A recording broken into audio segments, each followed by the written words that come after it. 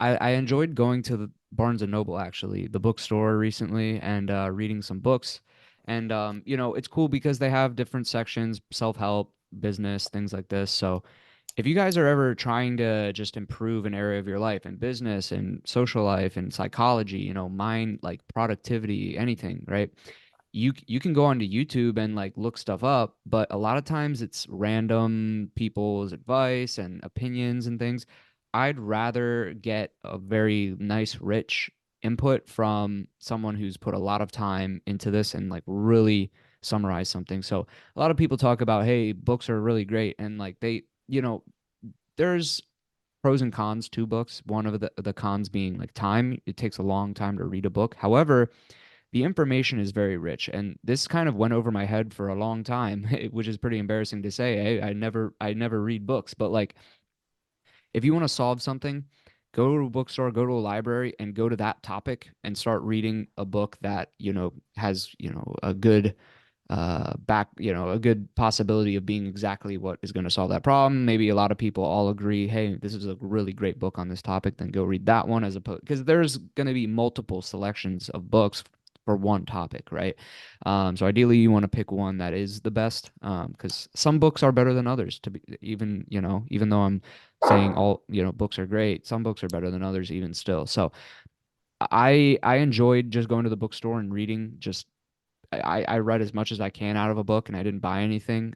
You can probably do the same thing at your library. But if you want to solve a problem in your life, consider going to the library, going to the bookstore, and literally just going to that topic and reading about it. You could say, well, what can I improve in my life? Well, I could be more productive, right? I feel like I'm not being as productive in my business and my endeavors as I could be. Well, I feel like mentally I feel drained and fatigued all the time, right? Go read a book on energy and focus and maybe even diet or things like this, right?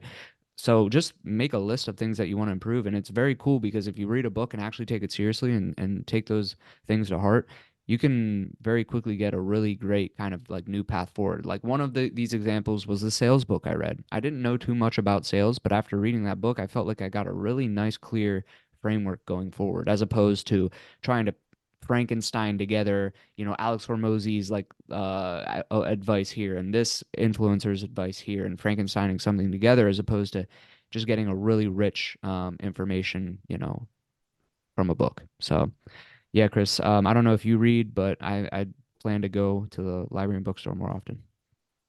No, that's cool. I think that's pretty smart. Um, do you just kind of like post up in the bookstore and with like, a notebook and try to read through the book and take notes? What's your Yeah, strategy there? pretty much. I went to the business section and I grabbed one and I just kind of like read. What I actually like to do is go to the table of contents and I get to see what the topics are called. So I read one of Robert Greene's books. Um it was like Mastery no, actually it was like Laws of Human Nature is what it was called. And I like each table of content, like as 48 laws of power, like you know like the laws are written in the table of contents. So you can kind of just see like what each law is, and if you're like, oh, I want to learn more about that law, you go to that Hmm. page in the table of contents and you like read the initial summary of it, and you're like, okay, I already get the gist. So you can pretty quickly like scan books that way too by going to the table of contents and like seeing the different points, like how to like if it's about diet and like chapter one is about vegetables and you're like, I already know that vegetables are healthy, and then one of the table of contents like surprises you like, oh, I didn't know that was healthy, and then you can go there and like read that section. So um yeah, table of content scanning, I would literally just like scroll through and be like, oh, that book's cool, and like read that and like take nuggets. And then once you get a book that you really like, which for me was spin selling, I like just kept reading it. So yeah, you can kind of like scan through books, scan through the table of contents, and when you find something you're like, this is fire, this is exactly what I need, then continue to read that book. And I just sat in a chair in Barnes and Noble and just read it for hours and took notes on my phone. Nice. Yeah. That's cool. I think that's pretty cool. And also that's like a pretty enjoyable thing to do. Yeah. Something that's been on my mind a lot is like redefining relaxation. Have you Yeah. have you ever heard of this concept? No. So I think I kind of came up with that way of thinking of it, but like I've heard a lot of people say it. But um, the things we find relaxing are extremely variable. like if you're used to like plopping down on the sofa and like putting on something on TV and like eating McDonald's as your form of relaxation, like that's just what you're going to require in order to feel relaxed every time you want to feel relaxed. And it really is just hedonistic adaptation, right? But if you kind of redefine relaxation for like physiologically and psychologically, you can do really productive things in a relaxing way. And Mm. I think something that's really powerful is figuring out a way to redefine relaxation for yourself in a way that's both recharging and relaxing, right? Because we need that. We all need like recharging and relaxing activities in our day-to-day life. But if you can find a way to make things that are productive relaxing to you, I think that's a really that's a cheat code, right? We were talking about this on one of our previous episodes of um, ways to make productive activities enjoyable and addicting, right? Being addicted to something that's really good for you, like working out or doing something fit, being fit. But I think this could be like something that you'd add to that list of relaxing activity that could be really enjoyable, is like reading a book that is beneficial or useful.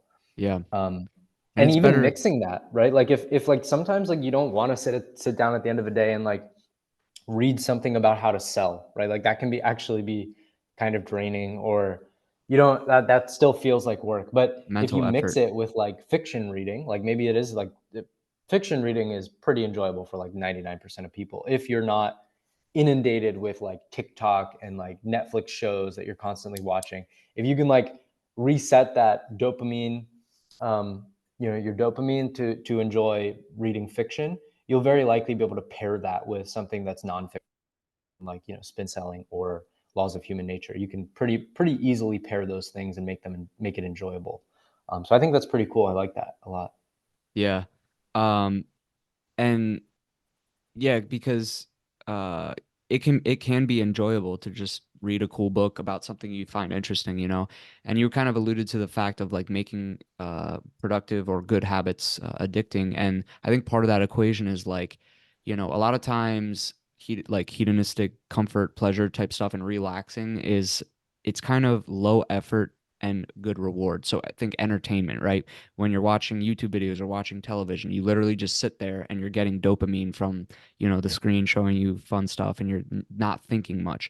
But Right. reading could be a bit difficult if you have to put mental effort into processing all of that information. So, if anything, maybe treat that reading and that relaxation as just like an enjoyable thing, and you're not putting a bunch of pressure on yourself to like make a great study guide from it or something. It's more of just like Mm-hmm. fun reading for you, like, huh, cool. If you get something out of it, you get something out of it. But you're not sitting there with like a dashboard of a study guide that you have to make, and it's a bunch of mental effort. You're more just reading it for fun, and you're taking nuggets from it.